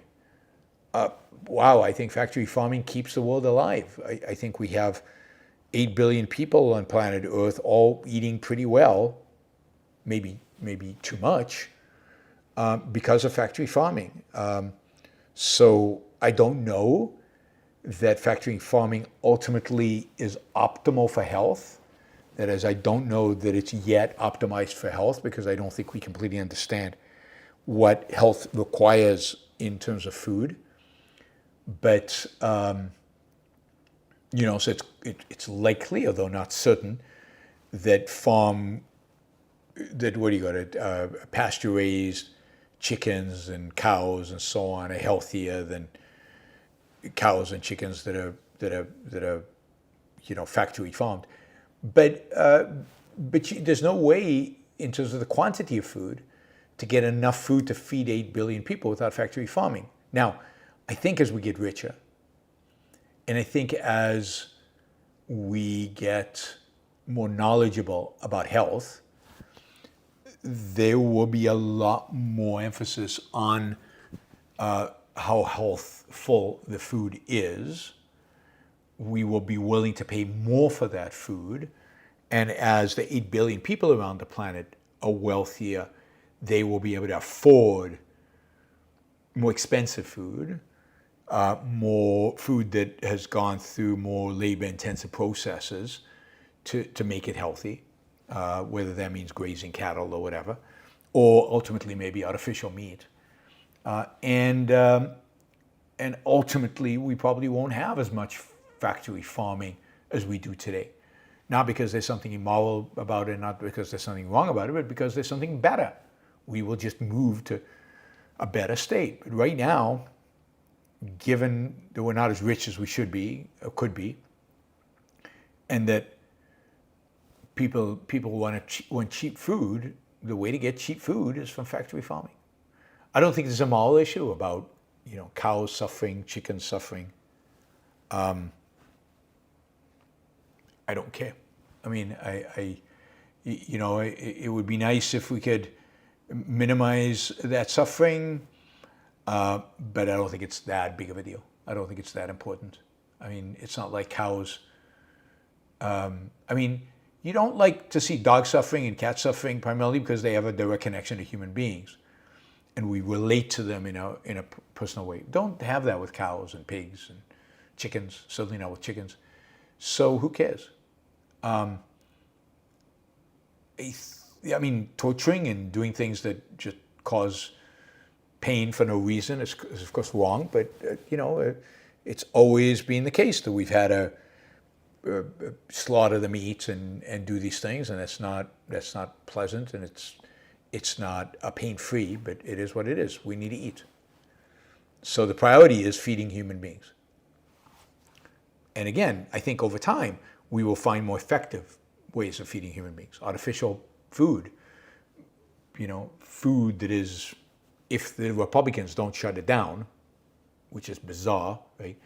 But artificial meat, it would be great. It'd probably be cheaper ultimately, and you could customize your nutritional values. And you can customize how much fat you wanted, how much flavor you wanted. Yeah, we could have, it could be pretty amazing. You could have the meat have the saturated fat and the statins together. You can eat it all together.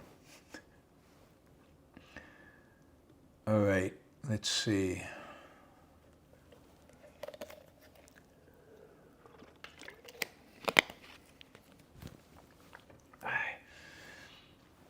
Wyatt, is free speech still the best it's ever been? Yeah, I mean, I don't know what you're comparing it to. When's it been better? There's more opportunities to express yourself, more places to do so, less censoring by the government than there's ever been before. Particularly, I'm talking about political speech. And, yeah, political speech. And speech. I mean, when has it been better? I'm curious to know. When John Adams signed the Sedition and Something Act, when Lenny Bruce was put in jail for saying the F word in public on a stage, when the FBI under Hoover had files on all of us, including Ayn Rand, Alien and Sedition. Thank you, Mary Ellen. When was it better? I'm curious. I'm open to suggestions. When was it better? Was there less disinformation, misinformation when the New York Times was publishing, I forget the guy, the correspondent's name from the Soviet Union who turned out to be a Russian spy? Yeah, I don't know. I don't know when it's been better. When have you had more opportunities to make your views known, publicized, promoted? I mean, it's if you're like, I'm in the business of ideas. I'm a public intellectual. Get my ideas out there. When in all of human history you ever had more of a platform than I have today? I can go on YouTube, say whatever I want. Mostly. I can tweet. I can market on Facebook. I mean, it's amazing what I can do. Could it be better? Absolutely. Is it under threat? Absolutely. But that doesn't diminish the reality. The reality, and I challenge you to give me a better period. 1924, it's not true. In 1924, we did not have anywhere near the kind of free speech we have today. And you certainly didn't have the opportunities to express yourself. I can start my own website. I can get a blockchain, I don't know, crypto-based, whatever, website that cannot be hacked, that cannot be accessed without my permission. I can say whatever the hell I want on there. I can make it public to the world. I can limit who sees it. You have more optionality in terms of what you do with your speech. You have more possibilities to get your ideas out there into the world. It's not even close. It's not even close. So yes, free speech is the best it's ever been. Could be better, should be better. We should fight for it to be better. And it's under attack, and we should fight for that. Now, it's true, in Europe, it's not good. In Europe, it's not good. Europe had hate speech laws, and they're expanding those hate speech laws. They've had them since World War II, but they're expanding them, and they're using them in awful ways. So I'm not vouching for Europe. But in the United States, we don't have hate speech laws. You can pretty much say what you want. Some platform might not like it. Like YouTube does not like it when I talk about COVID, even though I say things that I think mostly they agree with. They don't like it when I talk about COVID. So I get flagged, but they don't take my videos down. They just flag them. They put little things below. But that doesn't hurt my ability to speak.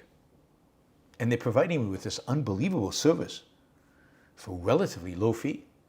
Unbelievable service.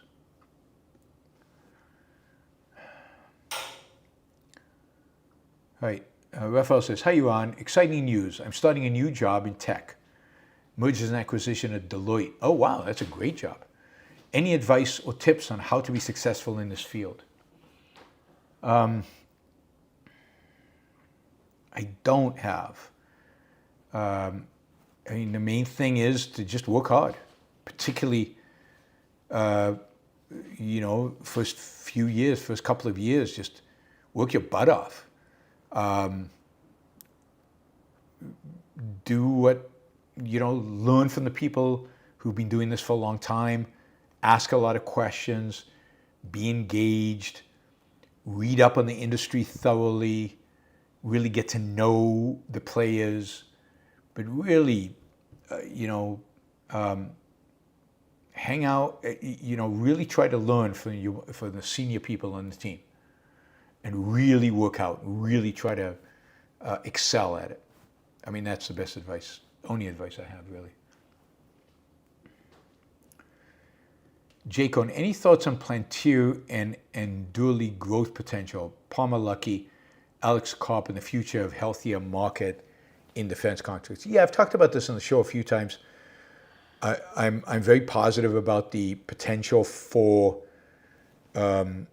startups in the defense space. I think defense is moving to become more tech. It's going to require more and more of the entrepreneurial skill that these people bring to the table. I don't know anything about Palentir in particular. I mean, Palentir is a very successful company, but for all I know, it's already priced in their stock price, so I have no reason to think there's an opportunity there in terms of buying its stock. But I think generally the space of startups, tech startups in defense is a great space to be in. I think the Defense Department is realizing they need them. Innovation is going to come from the private sector. It's going to come from entrepreneurs. And right now, whoever's going to win in the new battlefield is whoever can innovate the fastest. And I wouldn't bet against the US in this case. By the way, we're about to wrap up our second hour, 2 minutes to go. And we're, $22 short of our target for the hour. So if anybody is in the mood of supporting the show with $22 to get us to the target, that would be fantastic. Andrew, MacMaster observed that Trump likes to be liked by the strongman dictators because Trump thinks it makes him a strongman himself. Yeah, I think that's right. This is the pseudo self-esteem that a second-handed gets from others liking him. It's a Peter Keating mentality. If I'm liked, I am worthy, I am valuable. And I think that's absolutely right. I mean, Bolton said exactly the same thing, and I think anybody who knows Trump knows that that's exactly right. He is a complete and utter second-hander with no self-esteem. That's his nature. Lucinda, hope you're having a great day, Yaron. I am. My day's been great. My cat Josie took a nap on my lap after I woke up while I was watching something on my TV. Can't think of a better way to start the day. That's great. Listen, I can think of a few ways to better to start the day, but that's me. For you, that's fantastic. I don't have Josie the cat. Luckily for me, I'm not a cat person or a dog person or a pet person, period. But thanks, Lucinda. Really appreciate the support. Neocon, for me, Trump isn't a danger to democracy, as Democrats claim, but he'll cause significant harm to U.S. foreign policy, particularly damaging alliances. I think he'll definitely cause damage to foreign policy. I also think he's a danger not to democracy per se, but to the Constitution, to the constitutional makeup of our country, to the constitutional structure of our country. Nick, do you fear the Israelis' military objective revolves around getting the hostages home rather than eliminating Hamas? I mean, I don't think the two are mutually exclusive, but yes, I said this from day one. I said to the extent they should only have one mission. That mission should be destroy Hamas thoroughly, quickly, effectively, and if they can free the hostages in the meantime, great. That should be the secondary mission. To the extent that the main mission is to get the hostages, they want to cut deals with Hamas. They also don't want to bomb certain areas. They want to be very careful. And they might not fulfill their primary mission. That is a real danger. Yes. And I've said it from October 8th. Sadly, tragically, to win properly, you have to treat the hostages pretty much as if they're dead and just go out there and destroy Hamas.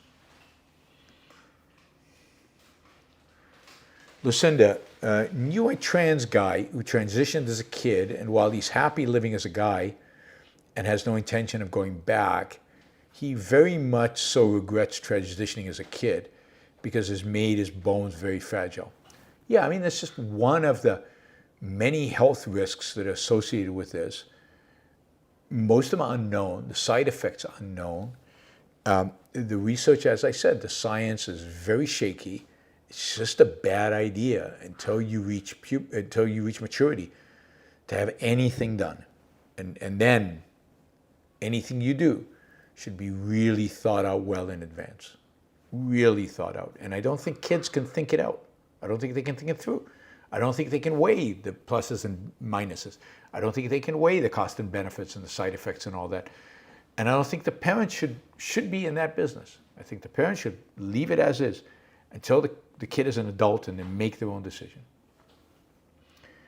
David, if you're listening to this show on a podcast app, please give it a rating and leave a review. Great suggestion, David. So please, if you're listening to this on any kind of podcast app, iTunes or any of the other podcast apps, please just give it 5 stars or whatever stars you want to give it and write a review. That is one way in which we will grow. It's one way in which the gods of the algorithm will favor us. Lucinda, misinformation wouldn't be a big of an issue if tribalism wasn't as widespread. Absolutely true. Independent minds can't afford corrupting one's view of reality. No, that's absolutely true. You know, in a culture of independent minds, of independent thinkers, you're less concerned about misinformation because you fact check and you rely on your ability to fact check and you rely on reliable people to fact check and you don't blindly follow anyone and you don't succumb to the tribalism that so much of our culture is engaged in today. Great point, Lucinda. Andrew, my general view of the fact checkers in society is that the accuracy is mixed and to the extent wrong, it's due to bad epistemology, usually partly motivated by subconscious collectivistic motivations. I think that's right. I think it's wrong often because of their biases, because they're not objective in about their own knowledge and their own opinions and their own value judgments and their own politics, and they let that infect their fact-checking. That's the bad epistemology, is they let these biases go unchallenged in their own minds. Lucinda, would you agree that the internet and social media have basically invalidated most reasonable defenses of the right to public protest? I think that's right if. It depends what you mean by public protest. If you mean blocking streets and going out into the streets and walking around and yelling, then yes, I don't think you ever had a right to public protest in that sense. If you mean my ability to organize a demonstration on private property because I rented the space, then no, you always have that right. That right doesn't go away because there are other ways to communicate. So no valid means of communication goes away when new additional ways of communication are added. What goes away is your so-called right, which you never had to begin with, of blocking traffic and disrupting people's lives. That you never had and you still don't have.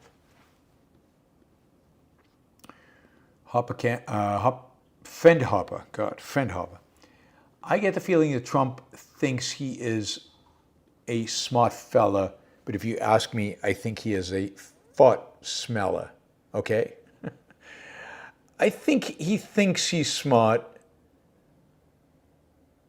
Yeah, but in the kind of the superficial, shallow, dumb way he thinks about everything.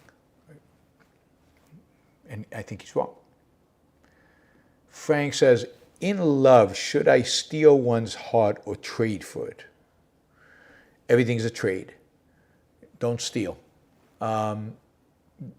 in love or in anything else. The way to win a woman's heart is to trade for it. But you have to have something to trade. So you have to have the character and the spirit, the kind of person that she wants to trade with, that she finds value in. You can't force yourself onto somebody in any kind of way. All right. Thank you guys. Thanks to all the super chatters. I appreciate it. I appreciate the support. Let's see. We will be on again tomorrow on the same time, 2 p.m. East Coast time. Please join us. And don't forget, for those of you who are not listening live, to go and become a monthly supporter on Patreon or on PayPal, yaronbrookshow.com/membership. See you all tomorrow. Have a great rest of your day. Bye, everybody.